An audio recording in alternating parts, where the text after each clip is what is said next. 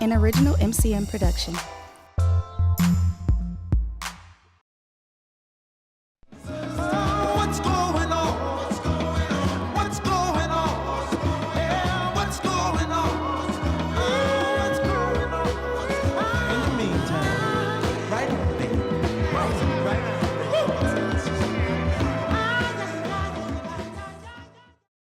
I'm pleased to be the guest host of What's Going On. As Martha Love would say, the producer, what's going on? I could not think of three individuals that are more amazing than the three ladies that I have with me today. Ruby-Boggans, Simmone Stovall, and Zataria Ingram. They are amazing women and young ladies that will help us move through this conversation of strengthening women and girls. It is my pleasure to be here. The overarching theme is Arise, moving beyond the pain. And this will be a snapshot from the lens of a survivor leader, a community therapist, and a youth extraordinaire. Our first guest is Ruby-Boggans. And I am so pleased to be here, Ruby. Well, thank you. Thank you for coming. Yes, indeed. And, you know, the opportunity to have the conversation. Yes. So it was just in a few days, you're going to be retiring from the city of Milwaukee. That's correct. After Yes. how many years? 33 plus years. 33, that's amazing. Yes. To be on a job for 33 years. Oh yeah, long career. Absolutely. So, and this is your opportunity, as you were sharing with me, to give back and to share your story. Yes. And as my friend Simmone always says, everyone has a story. Oh, yes. And there's an origin. So you can start wherever you like in telling us your story. Okay. It's been a long journey. Just the media and even me, it's just been a dream to wanna give back. After what I went through, I basically grew up in Milwaukee on the north side off of First and Burleigh. I believe I began running away. I think the first time I ran away was 12 years old. There was some abuse in the home, and you find a lot of the young girls that are out there have been sexually abused or have issues at home. Was in and out of children's home detention centers, pathway. Just one day I was at the lake and I was approached by a pimp, my girlfriend and I, and that night he had me on the streets in Chicago. We're in a long summer. It was hard, it was degrading. I was scared, but at the same time I was insane. I was a crazy young lady when I was out there, you know, did some really crazy things, experienced having guns pulled on me by correction officers as I was dating them, and I tried to steal their money. I got caught because if you didn't bring home enough money, you got beat. Okay, so kind of, I know we time limited. Oh wow, I got a long story. Okay, so I was out there about a year and a half. When I look at it now, it doesn't seem like it was this really long time, but back then it seemed like it was years I was out there. A year is a very long time when you consider force, fraud, and coercion, when you consider having to sell your body, and you are a teenager. Yeah. 13 is the average age that girls are trafficked in America, in the United States. Yes. And you indicated that you were running away. Many girls do run away and they find themselves in homeless situations. Do you mind talking about why you were running away? There was sexual abuse in the home. At that time, I couldn't put the two together that that's why I was running. I just couldn't connect it at that time that that's what it was, because I actually was having a pretty good life prior to the sexual abuse beginning. And I think it was a way of coping, and it was just hard being at home and dealing with that. And once I started, I just continued to run. But it's a very important point to mention, because many young people do run away. And as we move within the interview, I do want you to speak to your 13-year-old self and other 13-year-olds and parents who are experiencing their children, their grandchildren, their aunts, their cousins, those who are running away, and how that now looking back and wanting to give back, how you can help. Okay? So, thank you. Thank you for sharing your story, because you're sharing it with the entire world. Yeah. And I know that it's not shame on you, it's shame on them. Yes. And I that's agree. and that's an interesting position to take. Well, it took me years to get there. Yes. Believe me, I went through the shame. I went through hating myself or thinking I'm dirty or that I had done something wrong. I honestly, prior to years and years and years of therapy, Yes. did I get to the point to understand that I was being used, that I was, being trafficked. And y'all, again, remember our conversation, you guys call it something different than we did What when did I you was all out call there. it? We call it hoeing. Yes. Okay, we call it stomping. And it was this whole mentality. It's so much, we just don't have time for me to. No, we do have the time. We do Let's have the take time? Okay. Let's just take the time we have so that we can paint a clear picture. It's a rough life. Yes. I mean, you're in and out of cars with strange men. I've been in a van, and I just got to Chicago, and I got in a van with this guy, which they said, don't get in the vans. But Right. I got in the van, and somehow he took me where I didn't want to go, but I couldn't get my door open. It was somehow he had locked the door on his side, and he pulls out a knife, and he said, I'm going to kill you. Mm-hmm.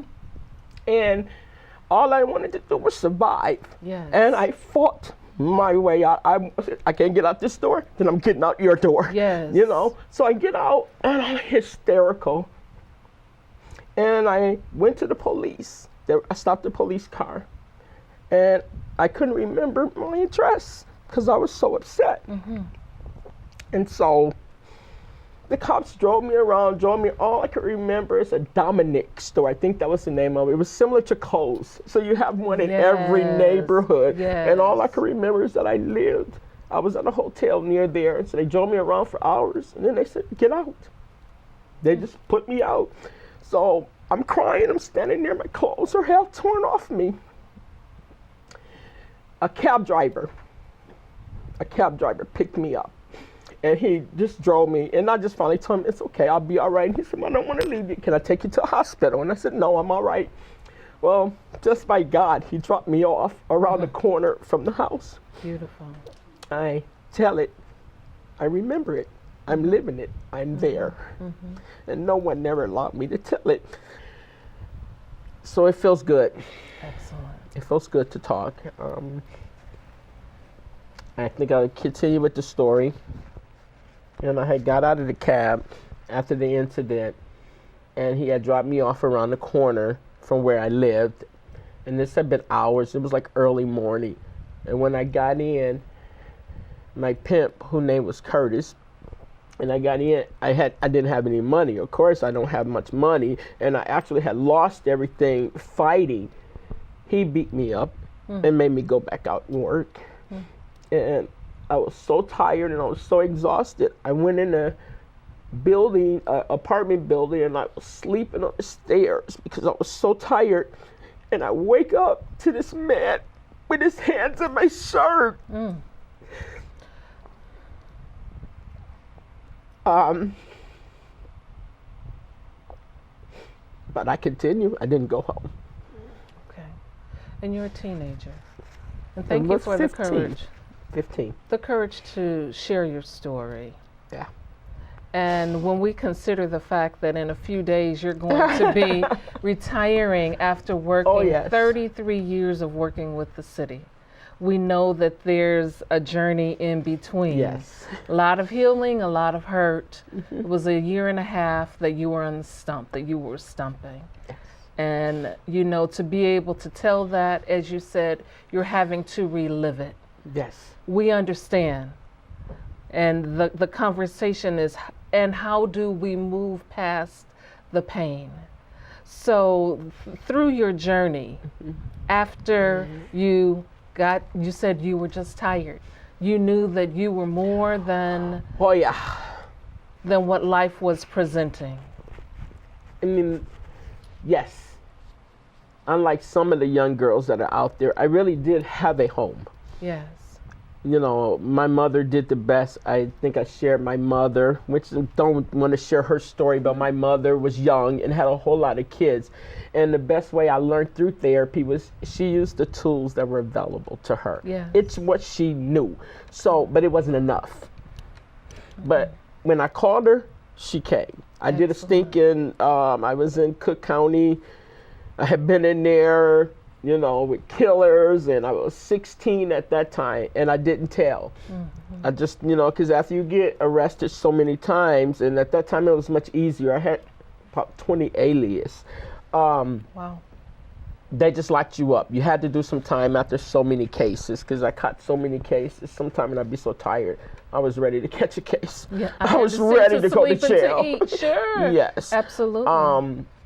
But I found myself there, and I had been there a while, and it was rough. There was a young lady that had threw her baby down the incinerator, and the food and the conditions were horrible. The food was so bad. But I confided in another inmate, and I told her I was 16. And I asked her not to. She went and told the chaplain, and then the chaplain came, and of course, you know, but my mom came right away. So thankful for that. And so now you're 16 and you're back home. Let's fast forward a little bit more. And did you go to college? And well, honestly, I went back out after that. But when I finally did make my mind up, I'm pretty close to 17 or 17. I went back to high school. I went to Riverside, just kind of picked my life back up. At that point, I do need to mention that my abuser had moved out. okay. He no longer lived in the home. So I always kind of related me going home to him moving out. Okay. That now it was safe Yes. for me to be back home. I could talk about the sexual abuse, but don't you talk about that part? Even in my family, first time I ever told my story. I've talked to my mom about that. Do you want to roll or no? I don't care. I'm fine. I'm Okay. good. I'm good. Okay. I'm so good. Okay. All right. Just keep looking at me. Yes. All right. So this is so needed. It's the next stage. It's the next part of my healing because I really have grown a lot to learn to love Ruby. Yeah. You know, beyond anything, she really instilled in me. It was something in the inside that said, "You're better than this. I love it. You don't want to die out here on the streets." I didn't want to be dead someplace and my mother not have a clue where I was or my family. And so I came home and I joined the military. Mm-hmm. So I did a stint in the military, some time overseas, and it was West Germany at that time. And then I came home, and here's a woman that has had issues with men being abused. But no, leave it to Ruby. I'm going to go in a male-dominant job. So I decided first I wanted to be a firefighter. I was just determined to have a life. I was going to have a life. I was Yes. going to overcome. What had happened to me, that didn't last very long. But 6 months later, I got hired by the city of Milwaukee as a city laborer on the back of a garbage truck in 1984. Yes. I collected garbage.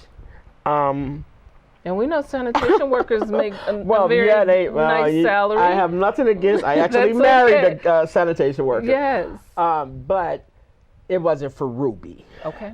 I understand. And I ended up in street maintenance, and I've loved my career. I've moved up all the way from an entry-level position to middle management So I think it was a great career, but it wasn't easy. I had some drug problems. You know, there's a whole gap of how I got to the point of where I am. So like I said, I had some drug issues. Back in the day, drug treatment was really good compared to what they have now. You know, I took a couple of inpatient, and that's when I finally, the first time I told a therapist about the abuse. But I didn't tell her about Chicago or being trafficked. I just told her about the abuse. Yes. And she explained if I didn't stop, if I didn't tell, if I didn't get this out, that I would go back to using drugs. So I did a couple of stints in drug treatment, finally got it. I think I was sharing that if they told me to go out there and walk on my hands and put my head up, if it was going to keep me sober, if it was going to keep me where I needed to be, then that's what I was going to do. I love your determination and your persistence. I had a daughter at the time. I came home from Germany pregnant. Wow, how could I miss that? I came home from Germany pregnant, and that was a big motivator too. I was extremely protective of my children. I have 3. I mean, a mother bear. You would not touch my children. Right. Yes. So all the good stuff that you're made of, Ruby. You're made of all the good stuff. Thank you so much for sharing. Thank you. So with this journey, and moving beyond the pain. Yes. And I know that this is a lifelong journey. Yes, it is. But constantly working on how to stay above the pain, your coping mechanisms, your maintenance, and also just staying strong. Yes. So someone is out there listening, and they're saying, yes, that's me. Her story is my story. Oh, yes. If she can make it, I can make it. What will you say to her? Wow. I'm talking to that inner girl. If there's anyone that you can reach out to, grab hold of them, because that life's going to kill you. That life's going to wear you down. You grab hold, and you grab hold tight to someone, and you keep going. Counselor, pastor, someone. You grab hold, and you keep going. You're worthy. You're worth it. You're worth it. Absolutely. And the counseling, how it has helped you. Oh my gosh. You said that you finally connected with a good counselor. And I love that you didn't stop. No. You kept going until you found that right connection for you. So going to therapy, it's okay to go to therapy? It's okay. Actually, I had one therapist take me to this point. And then, that wasn't where I had outgrown whatever they could take me to. Then I went to another point where she put me in Encourage Growth and Healing, which is a program. So you really got to utilize the things that are out there. Your program, everything. I really tell them to reach out.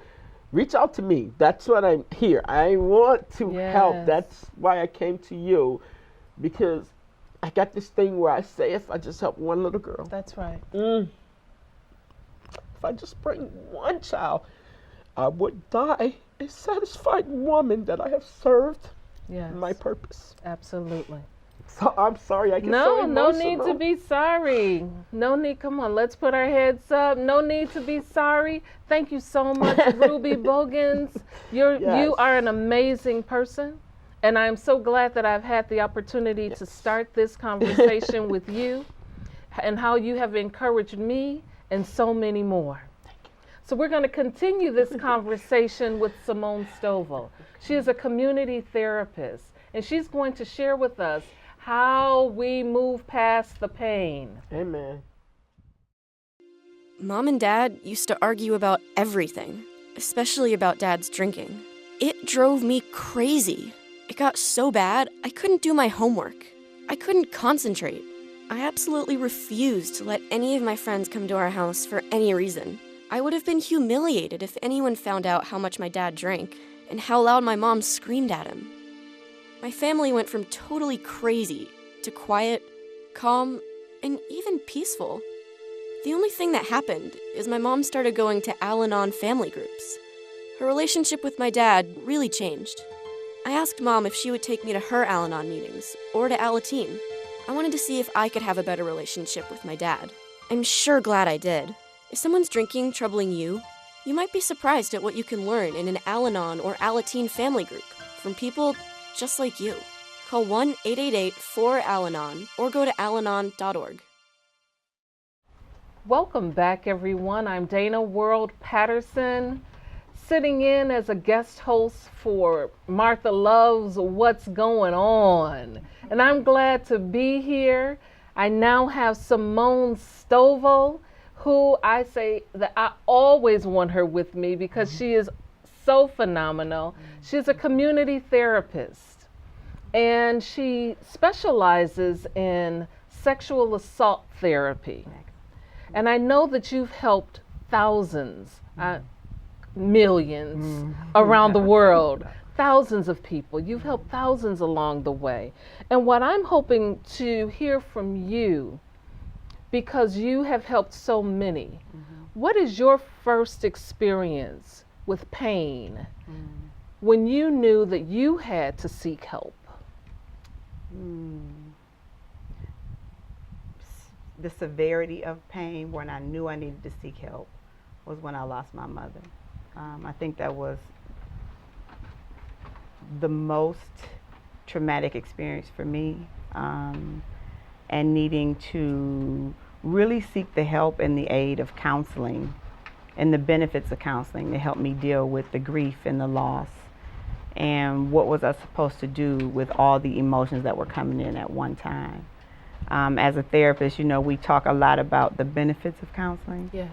And we know it's wise to seek it when we need it, but I don't know if enough of us do, and if we understand the importance of mind and body connection. Yes.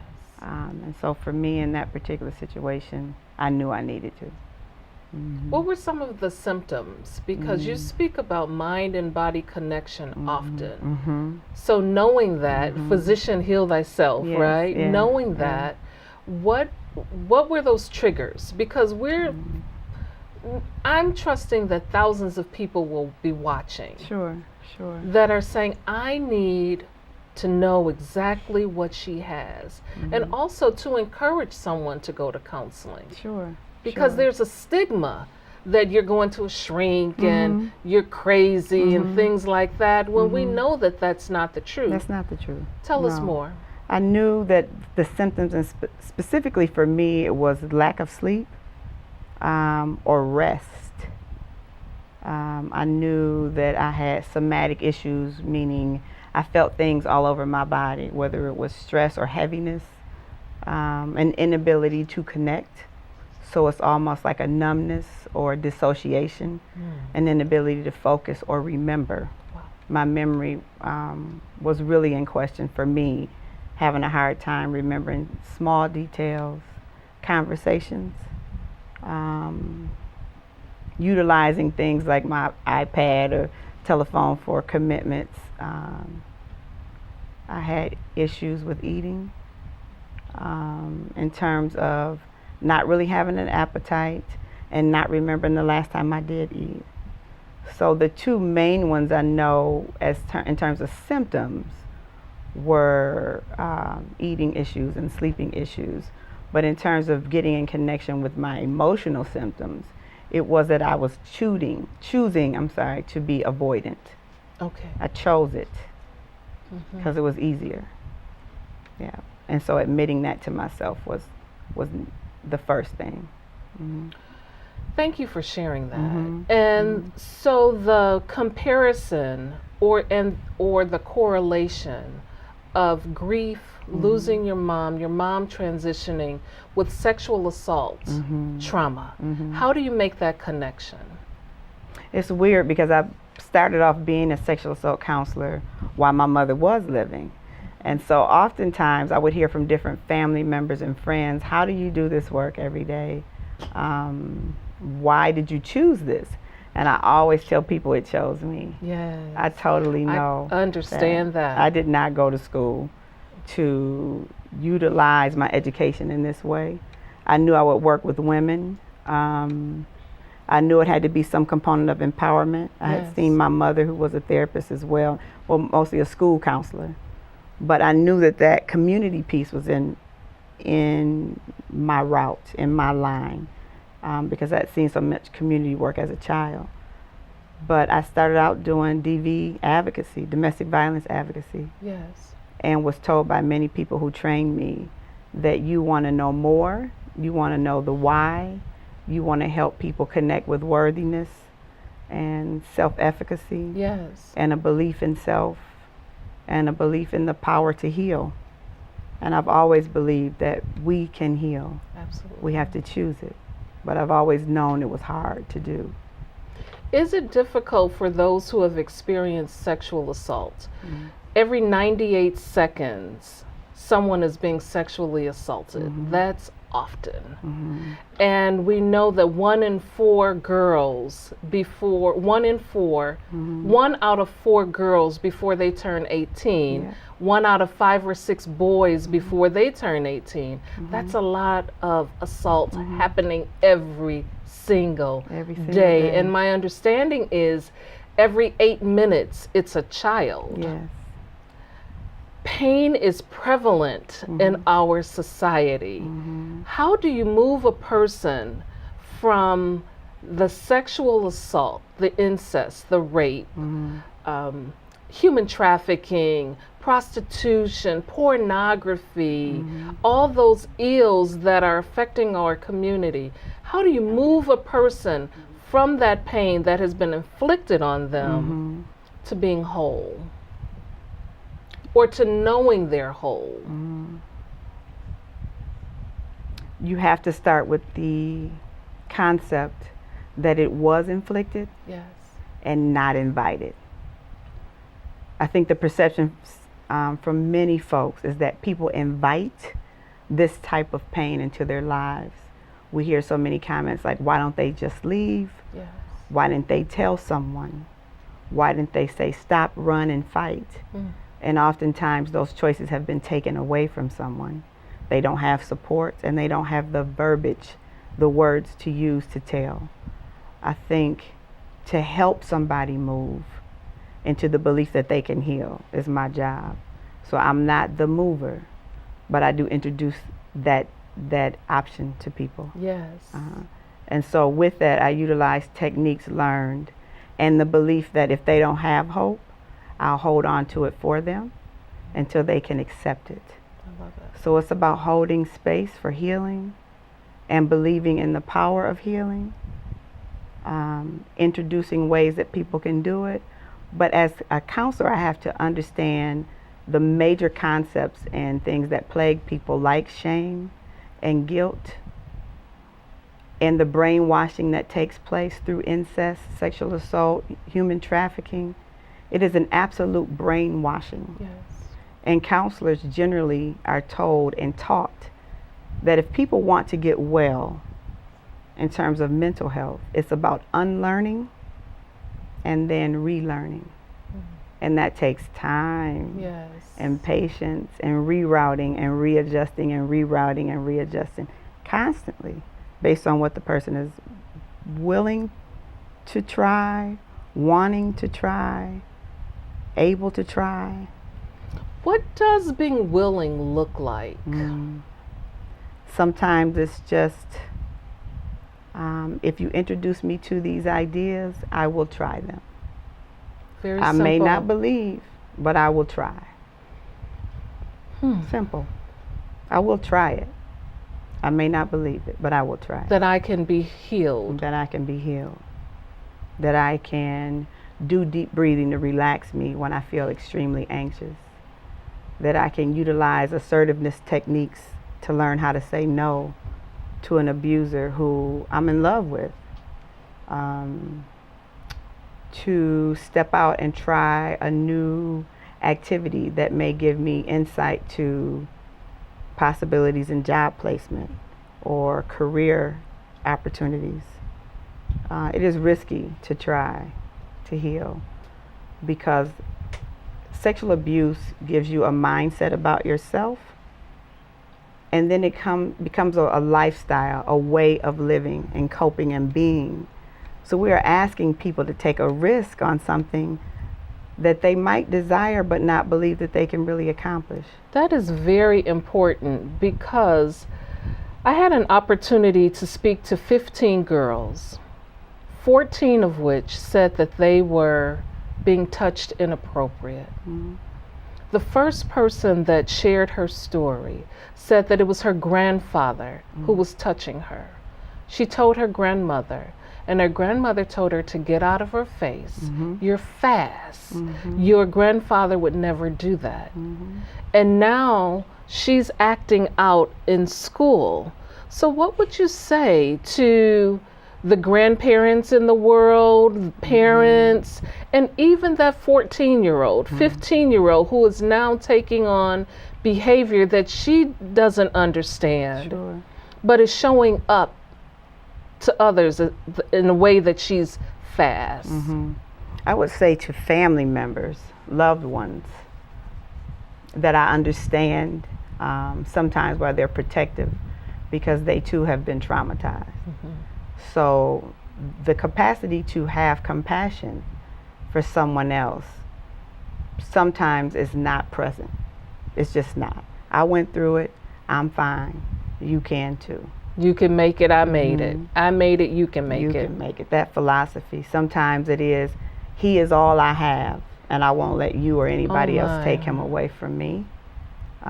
So it is a misplaced attachment and connection to someone or something. It is not protective. I would say to the young girls who hear these messages, there is someone available who will listen. There is hope. You may not be able to talk to Granny or Grandpa or TT or whomever, but there is someone there that will hear you and listen and trust and believe that you are doing the right things. Your actions are a direct result of what has happened to you. I love it. And that's a great place to begin to wrap up. So what would you say to the community at large as you continue to wake up every day with wind beneath your wings to heal? What would you say to the community? I would say choose to be actively involved in the process of healing. Choose it so that we can stop harming our children, our loved ones, those who have been in part of the life or lifestyle or sexually assaulted or human trafficked or beaten or abused in any way. It is our responsibility as a society and as a community to help fix the ills of the community. I agree. Through service and compassion and action. Not just talking about it. Not just talking Not about just it, but talking being about about it. it. Exactly. Doing something. Doing something. And you're amazing. Thank you for Dana. doing Thanks for something having me. every day. Oh, thank you. Thank you for having me. Simmone Stovall, you are fantastic. Thank you. And we'll be right back with Youth Extraordinaire, Zataria Ingram. Thank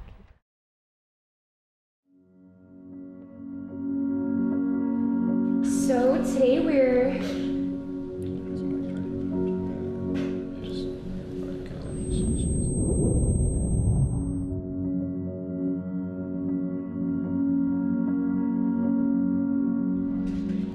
first and third. Yeah. Well, good. I mean, I think this page is set. If you agree. I agree. Yeah, there's Agree? probably a couple Yeah, no, changes, but I definitely. think Okay. for the most part it's different. Well, great. Then let's move on. Page 5.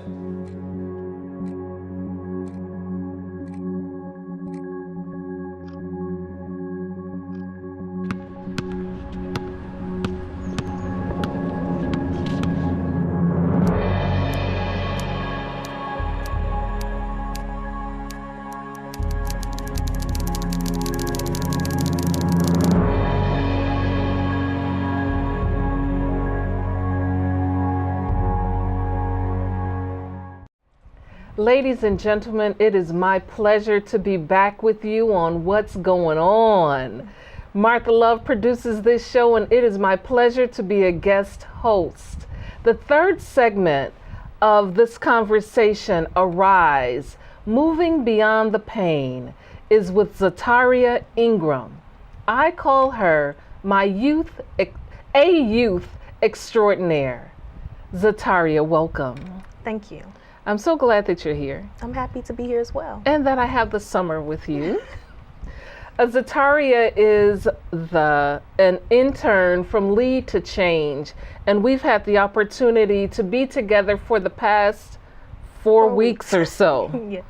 One thing that Zataria loves is dramatic interpretation. Yes. So what happens when you're on the stage as a dramatic actress?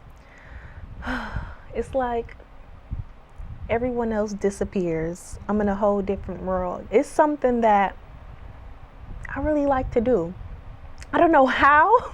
I just developed it like watching TV. Anything dramatic that comes on, Tyler Perry, anything, I just pause the TV, I go into the bathroom and I rehearse it. So, something that I really love. As a senior in high school, we know that there are many things that affect teenagers. And so as a senior, you've come through the ranks, you're looking forward to being an adult. Yes. But this last year in high school, how are you going to leave your mark? Just by doing things that no other teen has done.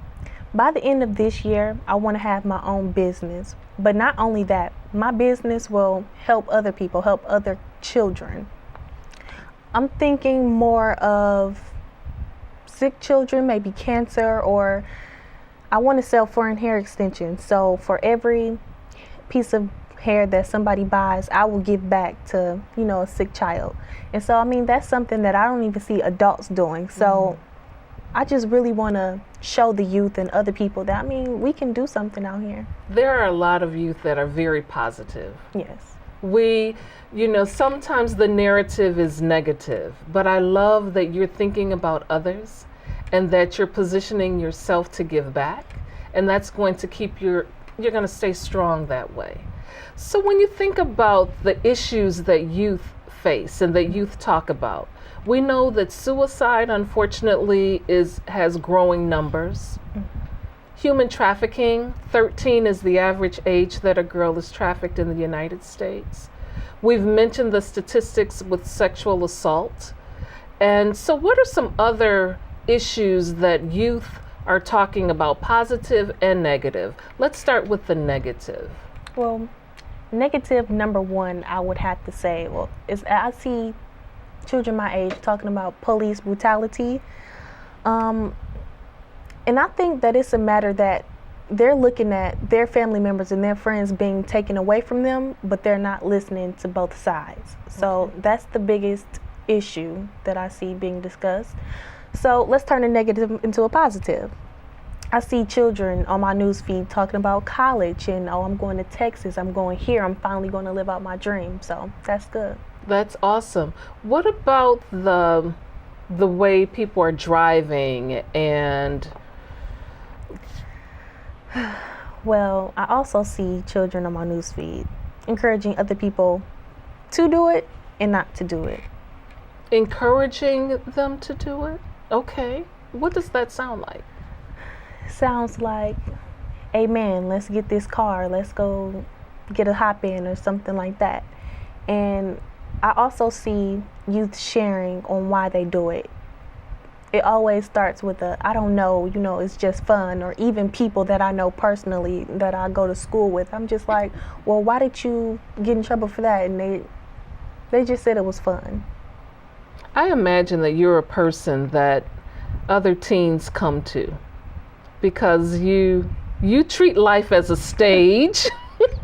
You do. So when young people come and they share their concerns with you, what else is going on in the minds of the youth, and how do you encourage them? Well, what's going on in their minds is, I would say, fitting in. They see other youth doing it, so I think that they're worried that they won't be accepted. And my advice to them is, look at me.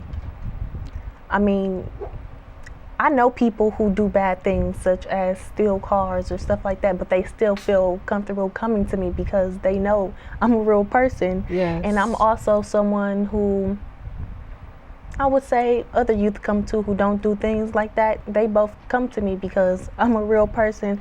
So my advice to them is look at me. That's amazing. I tell people that all the time. Pinch me, honey. I've been through that. Pinch me. I'm still here. Like, go pinch me. I'm here. So we have our experiences. Life isn't always a bed of roses, but it's about lifting your head up and keeping one foot in front of the other, continuing to move along. And as a teenager, I'm so proud of you. Thank you. I'm very proud of you. You're a go-getter. You're positive. You are thinking about giving back to others. So what would you say to other youth? I would say we have to grow up one day. Like I tell myself all the time, you're 17, you're about to be 18, you're there. Grow up, do something. You're going to be on your own soon. So you can't do the same thing forever. Something has to change. And that so why change not be starts positive? with you. Okay. And why not do something positive, right? Right. My youth extraordinaire, Zataria Ingram, you rocking my book. Thank you so much for being here. Thank you for having me. And I love you. I love you too. All right. Thank you so much for joining us. We'll be right back with final words from Ruby-Boggans, Simmone Stovall, and our youth extraordinaire, Zataria Ingram. Mother hasn't paid the bills in months. My parents try to keep their financial mistakes hidden from me. Mom paid the bills but mailed them to the wrong place again. Dad couldn't figure out the tip for the pizza delivery. Have you noticed a decline in your aging parents or loved ones when it comes to money or financial decisions? As we age, our ability to make good financial choices decreases. Starting a conversation about this with a loved one or parent can often be hard. I know my mom is having difficulty, but how can I help her? SmartAboutMoney.org offers tools and self-directed courses for starting the conversation and planning for the future. Smart About Money is committed to educating Americans on financial topics and empowering them to make positive and sound decisions with their finances. For help with family financial planning, visit the free money experts at smartaboutmoney.org, a non-commercial organization focused on your financial success. Welcome back to What's Going On. Producer Martha Love. I've been the guest host, and it has been really a phenomenal conversation. A rise moving beyond the pain. My guests have been Ruby-Boggans, Simmone Stovall, and youth extraordinaire Zataria Ingram. So as we close, ladies, I would like for you to share. We know that healing is a process, and it's every day. So that one thing that you love to do, that just feeds your soul and feeds your spirit, man, and just helps you to stand up tall and gives you energy to go on. What would that one thing be? Loving me. Yeah. Taking care of me. I am number one priority in my life. I love my children. I love my mom. But me, my being. I just love being me and loving every part of me. Yeah. And I've grown, and it is a daily thing, you know, and I do believe in that higher power, in God, in the spirit part that has guided me. And someone said, and I'm going to let them talk, but that God would not have let me went through all that pain if I wasn't going to help someone. My pain is going to save another young lady and to make her understand that you can get through this. Because, you know, I always said, why? But, yeah. So I am a very solid, happy, content, beautiful woman. I love it. Yes, you are. Wonderful. Simmone. I think for me in particular, Ruby reminded me of that concept of self-care.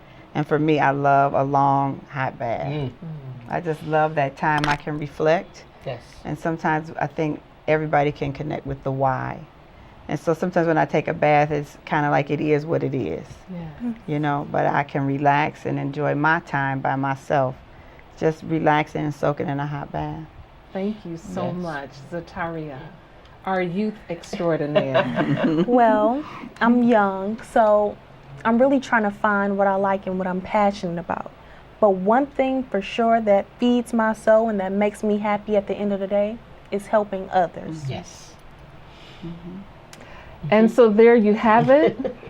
What's going on in Milwaukee? These three ladies have it going on. Thank you for being with us. Thank you, Martha Love, for having me as your guest host. I'm Dana World-Patterson, and we'll see you soon. Thank you. What's going on? What's going on? What's going on? Yeah, what's going on? What's going on? In the meantime, right on, baby. Right on.